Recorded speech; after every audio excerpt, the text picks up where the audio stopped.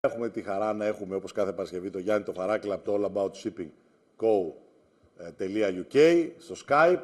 Κύριε Φαράκλα, καλησπέρα σας.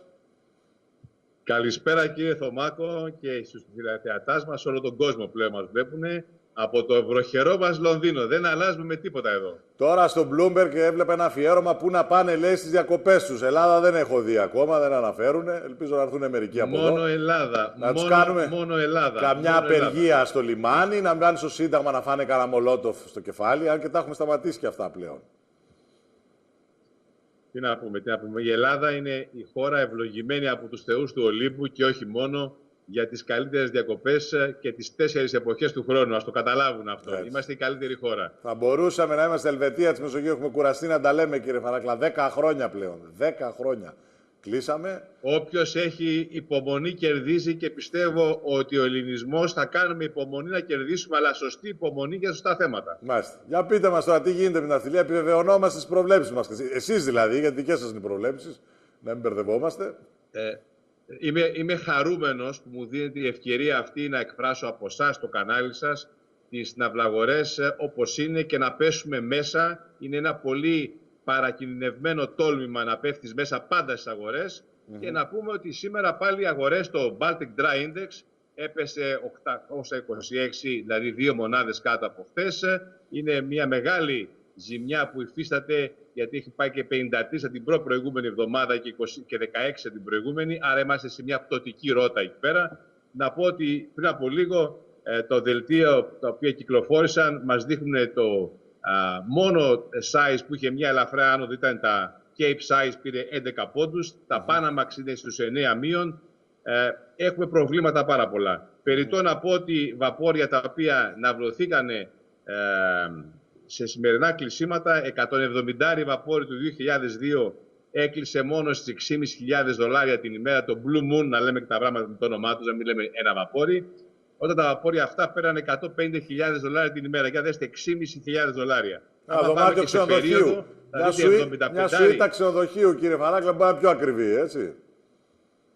Βέβαια. Για δέστε 75 βαπόρ του 2001, το Alter, για 3 με 5 μήνες περίοδο, 9.000 την ημέρα. Πάρα πολύ χαμηλά νούμερα βλέπουμε.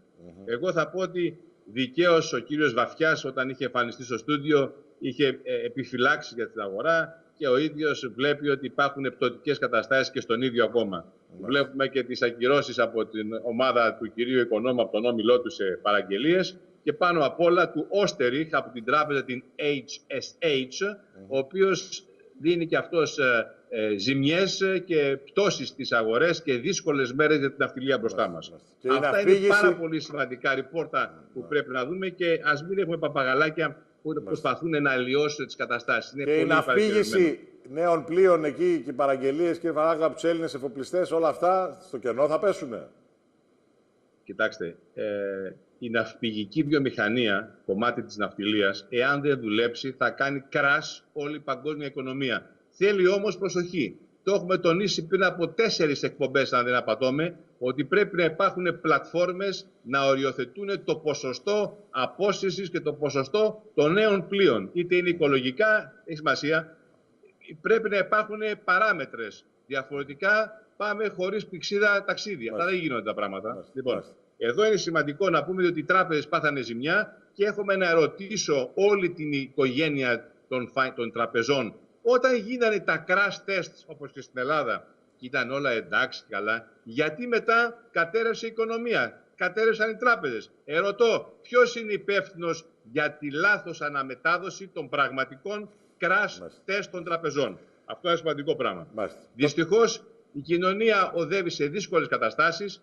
Βλέπουμε αυτή τη στιγμή εδώ πέρα ότι ακόμα και στο Βατικανό, θυμόστε το παλιό σκάνδαλο την Μπάνκα Μπροτσιάνο, το Βατικανό παρουσιαστήκαν 6 περιπτώσεις για money laundering. Σημαντικό. Αλλά το χειρότερο απ' όλα που ταλανίζει την Ευρώπη και πρέπει να το τονίσουμε είναι αυτή τη στιγμή το Financial Transaction Tax. Ένας φόρος των δικαιοπραξιών που γίνεται και ο οποίος θα επιφέρει τεράστια προβλήματα στην Ευρώπη.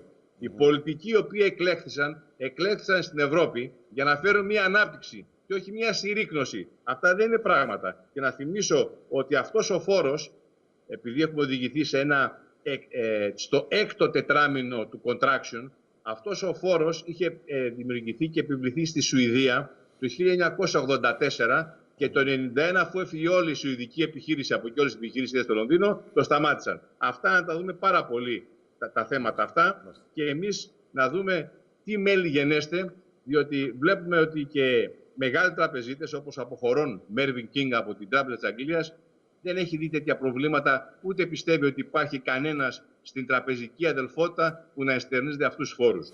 Πάμε στα ναυτιλιακά πίσω. Μ' αρέσει.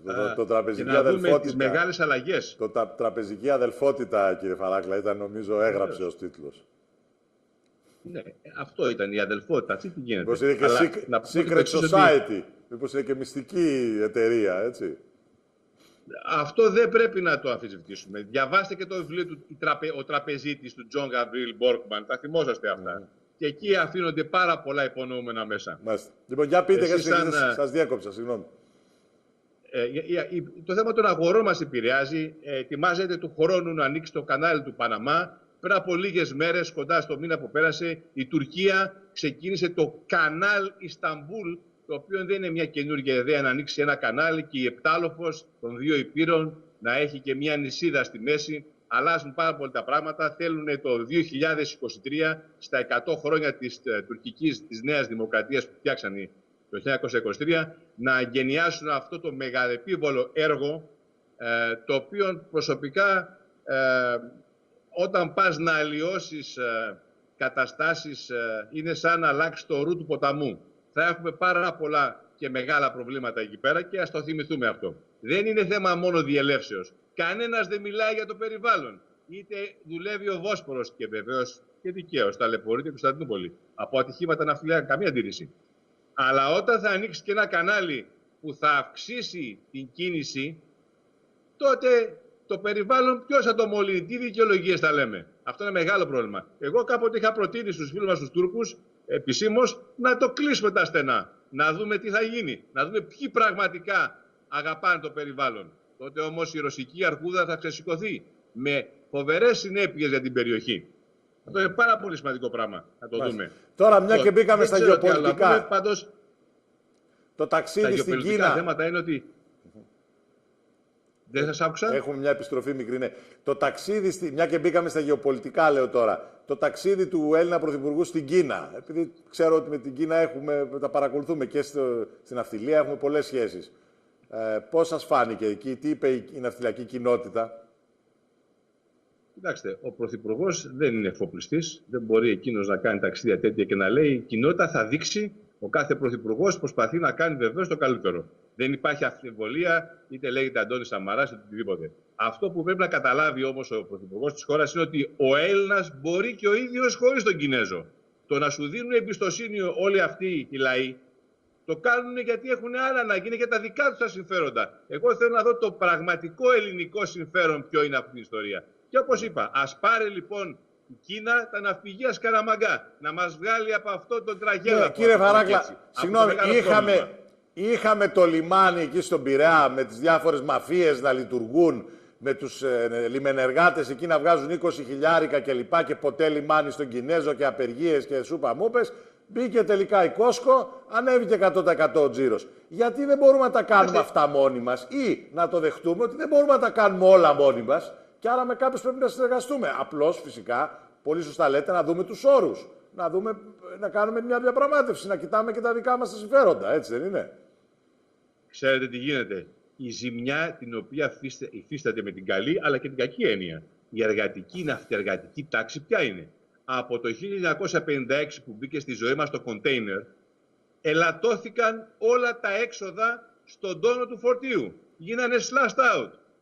Πώς λοιπόν θα δεχτεί ο άλλος τόσα εκατομμύρια τόνους φορτίο με τόσο μικρό κόστος, εάν δεν απαιτεί αυτή η μαφία να τα παίρνει? Εντάξει. Αυτό είναι. Και για να έχουμε και μια πιο σαφή απάντηση, δέστε ότι είμαστε η πρώτη ναυτιλία στον κόσμο και ο ελληνικός νιογνώμονας έχει πάει όχι κατηγορία Β, κατηγορία Γ. Δεν σας λέει αυτό τίποτα? Ότι δεν μπορούμε τα του οίκου μας να λύσουμε. Γιατί θέλουμε ηγέτη, ο οποίος ό,τι λέει να το κάνει και να το εννοεί. Και να μην αυτή είναι η ιστορία στην πατρίδα μας. Και να μην τρώγονται. Και το ευχάριστο ότι αυτό το λιμενικό σώμα που όλοι στηρίζουμε Είναι το πρώτο που βγήκε ο πλοίαρχος ο Παναγιώτης Παρασκευάς, ο αρχηγός της λιμενικής αστυνομίας, ο διευθυντής και αρχαιότερος εν τη τάξη πλοίαρχος, ο οποίος έδωσε οδηγίες προς τους λουόμενους αλλά και προς τα λιμεναρχεία όλης της χώρας να προσπαθήσουμε να περισσώσουμε την ανθρώπινη ζωή, όπου πέρσι 298 άτομα επνίγησαν που στην Ελλάδα από μη τήρηση των κανόνων. Πώς θα κάνεις μπάνιο, να πρέπει να φας σωστές ώρες, να περάσουν 2-3 ώρες, να χωνέψεις, σε ποια νερά πηγαίνεις, το ένα και το άλλο. Λοιπόν, το ερώτημα είναι πολύ ωραίες οι οδηγίες, θα θέλουμε όμως να δούμε και αύξηση του προσωπικού του λιμενικού σώματος για αυτές τις βοήθειες που χρειάζεται ο λουόμενος και τα 17 εκατομμύρια των τουριστών, τα οποία τα 10 θα είναι στις ακρογιαλιές. Μάλιστα, σημαντικά όλα αυτά που λέτε, βεβαίως. Εγώ θα ήθελα να πω ότι αυτή τη στιγμή το λιμενικό σώμα επιτελεί ένα τεράστιο έργο που πρέπει να το προσέξουμε, να το βοηθήσουμε, να ενισχύσουμε την αύξηση της οργανικής του συνθέσεως για την καλύτερη απόδοση. Και να θυμίσουμε ότι το λιμενικό είναι εκείνο που σε λίγο καιρό θα αναλάβει μέσα στον IMO, η λιμενική αξιωματική, το προξενικό μας λιμεναρχείο και ο σύμβουλος ναυτιλίας της Ελλάδος εδώ, θα αναλάβουν την προεδρία στον IMO. Εντάξει. Και θέλουμε ενίσχυση. Αυτά να κοιτάξουμε κάτω. Θέλουμε μεγάλη ενίσχυση από κόσμο εδώ για να τραβήξει την Προεδρία μέσα στον IMO η Ελλάδα. Πείτε μου όμως και για τους Κινέζους, αυτό που λέγαμε, ότι η Κόσκο ανέβασε τον τζίρο στον Πειραιά, δεν τον ανέβασε? Βεβαίως. Άρα πρέπει να συνεργαζόμαστε. Προφανώς και οι Έλληνες εφοπλιστές συνεργάζονται με όλο τον κόσμο και με τους Κινέζους, αλλά όπως λέτε προασπίζονται τα συμφέροντά τους. Και το βασικό είναι αυτό που το έχουμε πει πολλές φορές εμείς εδώ, να μην τρογόμαστε μεταξύ μας. Όταν βγάζουμε εμείς τα μάτια μας μόνοι μας, δεν έχουμε ανάγκη ούτε από Γερμανούς, ούτε από Κινέζους, ούτε από Ρώσους, ούτε από κανέναν. Στην παρέα μου έχει αποτελέσει σλόγγαν αυτό που λέτε, ότι ξέρουμε και βγάζουμε τα μάτια μας μόνοι μας καλύτερα από τους άλλους. Και έχετε απόλυτα δίκιο. Και σας είπα, η Ελλάδα μπορεί, ο Έλληνας μπορεί, θέλει ηγεσία η οποία να νοεί αυτό το οποίο λέει και γράφει. Και πώς θα κάνουμε ανάπτυξη στην πατρίδα μας με αυτούς τους φόρους όλους, όπως και στην Ευρώπη? Και να έρθω να πω και κάτι άλλο. Από το βήμα αυτό να τονίσουμε ότι η κυρία Λαγκάρντ θα καθίσει στο σκαμνί της γαλλικής δικαιοσύνης για τις διευκολύνσεις, όπως λέει ο τύπος, προς τον κύριο Ταπί. Να δούμε τώρα ποιος θα μείνει Ταπί στη Γαλλία με όλα αυτά τα οποία γίνονται. Γιατί είχε δείξει μια μεγάλη κινητικότητα, η οποία κινητικότητα, ξέρετε, μπορεί να κρύβει και κάτι άλλο. Δεύτερο σκάνδαλο. Το μεγάλο πρόβλημα που εδώ στους κύκλους του Λονδίνου απασχολεί είναι οι παρεμβάσεις του IMF, του Διεθνούς Νομισματικού Ταμείου, το οποίο, όπως θα εθιμίστε, στα τέλη της δεκαετίας, αυτό να το τονίσουμε για να καταλάβουν πάρα πολύ ότι δεν είναι μόνο η Ελλάδα που έχει προβλήματα ή που τις δημιούργησε τα προβλήματα για να μας διαλύσουν, αλλά το Ηνωμένο Βασίλειο στα τέλη της δεκαετίας του 70, επί υπουργείας σαν Chancellor of the Exchequer του Ντένις Χίλεϊ, δανείστηκε, πήρε λεφτά 2,3 δισεκατομμύρια λίρες και τέθη υπό την κυδαιμονία του Διεθνούς Νομισματικού Ταμείου. Με το Whitner να επιβλέπει την αγγλική οικονομία. Αυτά να μην τα ξεχνάμε, μια πανίσχυρη δυτική χώρα, το τονίζουμε, η οποία δέχτηκε τέτοια ταπείνωση, δεν λέγεται. Μάλιστα. Λοιπόν, να δούμε και τις κοινωνικές εκρήξεις. Πάντως... Είδατε στο Λονδίνο η εκτέλεση ενός Βρετανού στρατιώτη από εξτρεμιστές στο Woolwich του Λονδίνου. Να δούμε στην Σουηδία, που και εκεί έχουμε ταραχές για 5η προς 6η συνεχή νύχτα. Με το Ισλάμ, τεράστιο πρόβλημα. Έχει αρχίσει και ξεσηκώνεται. Βεβαίως. Το γεγονός του Woolwich στην Αγγλία, όπως τα ξέρετε, να μην περνάει απαρατήρητο από τις ελληνικές ειδήσεις, γιατί διεκόπη η επίσημη επίσκεψη του Βρετανού Πρωθυπουργού στη Γαλλία και γύρισε πίσω. Η Ευρώπη γενικώς έχει πολλά προβλήματα, κύριε Φαράκλα, και αυτό με το Ισλάμ που επισημαίνεται και το κύρος της Γαλλίας μετά τον Ντομινίκ Στροσκάν. Δεν είναι λίγο δεύτερος Γάλλος πρόεδρος του Γαλλίδα, τέλος πάντων πρόεδρος του Ντουνουτού. Λοιπόν, είναι πολλά τα ζητήματα. Εγώ θέλω να πω ότι πρέπει να είμαστε πάρα πολύ προσεκτικοί, διότι αυτοί οι άνθρωποι οι οποίοι δημιούργησαν τα τελευταία προβλήματα στην Αγγλία ήταν γεννημένοι εδώ, ήταν χριστιανοί και έγιναν πάρα πολύ φανατικοί μουσουλμάνοι. Έτσι. Αυτό να το τονίσουμε εδώ πέρα. Έτσι, όπως το λέτε Άγγλοι, γεννημένα εκεί τα παιδιά. Γιατί συζητάμε τώρα και εδώ, τώρα μου δίνετε πάσα, γιατί συζητάμε για αυτό το ρατσιστικό νομοσχέδιο, το αντιρατσιστικό κτλ. Και λέει ο καθένας το κοντό του και το μακρύ του φυσικά. Βλέπει την αριστερά εκεί και φοβάται, σου λέει να απαγορεύσουμε τα χιτλερικά, αλλά όχι τα σταλινικά, εκεί να τα αφήνουμε. Λοιπόν, βλέπει τον καθένα να λέει ό,τι θέλει. Υπάρχει μια ζωφερή πραγματικότητα. Ποιο μπορεί να γίνει Έλληνα, ποιο δεν μπορεί. Εμεί εδώ είμαστε και στην άκρη τη Ευρώπη. Έχουμε τεράστιο πρόβλημα και σωστά το επισημαίνετε. Αυτά τα παιδιά εκεί είχαν γεννηθεί στην Αγγλία. Ήταν Άγγλοι υπήκοοι, χριστιανοί και ασπάστηκαν το Ισλάμ και έφτασαν να κατακρεουργήσουν έναν στρατιώτη 25 χρονών πατέρα δίχρονου παιδιού. Λοιπόν, πρέπει να βουτάμε και λίγο τη γλώσσα μας στο μυαλό μας πριν μιλήσουμε, έλεγε σχορεμένη γιαγιά μου.